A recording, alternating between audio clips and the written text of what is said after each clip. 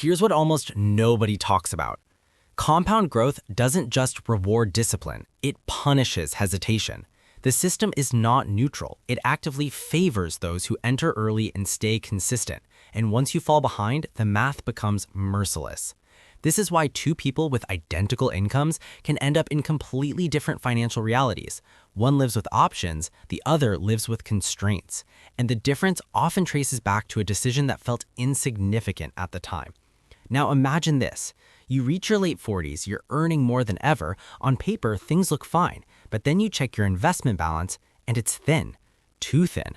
Suddenly, retirement isn't a date, it's a question mark. This is where panic investing begins. People start throwing large sums into the market, chasing returns, taking risks they don't understand, not because it's smart, but because time is gone. That's the danger of waiting. When you start early, volatility works for you. When you start late, volatility terrifies you. This is where the unfair advantage shows itself.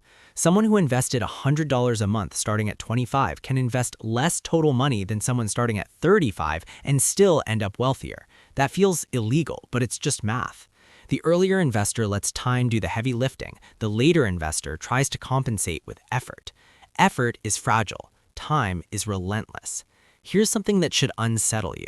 The stock market doesn't care about your emotions, your stress, or your timing. It rewards patience and consistency over decades. Historically, despite crashes, wars, recessions, and pandemics, long-term investors have been rewarded. The S&P 500 has averaged over 10% annually across long periods, even with volatility, even with fear. The people who lose are rarely unlucky. They're inconsistent. Now, you might be thinking, but what if I invest and the market crashes? Here's the uncomfortable answer.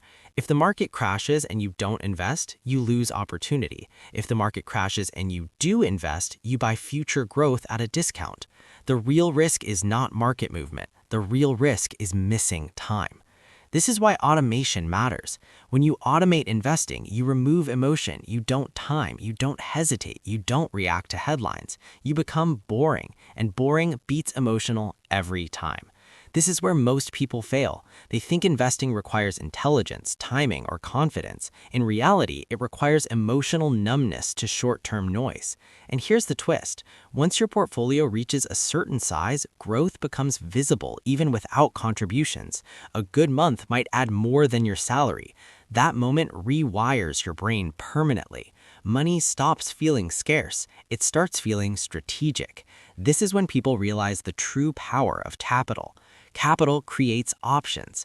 Options to change careers, options to start businesses, options to walk away from bad situations, options to say no. Most people live without options, not because they're incapable, but because they never built the foundation. And that foundation doesn't start with $10,000. It starts with the first $100. Here's what most people don't realize. Wealth is not built by big decisions. It's built by small decisions repeated longer than others can tolerate. The $100 habit proves something critical, that you can delay gratification, that you can commit, that you can trust long-term systems. Once you prove that to yourself, behavior changes everywhere. You negotiate better, you plan further, you stop chasing dopamine purchases. This is where the identity shift happens. You stop seeing yourself as a consumer and start seeing yourself as an allocator of capital. That identity is rare and it is dangerous in the best way, because once you adopt it, the system works with you instead of against you. Here's the final truth. No one feels ready to start. No one feels comfortable sacrificing now for later.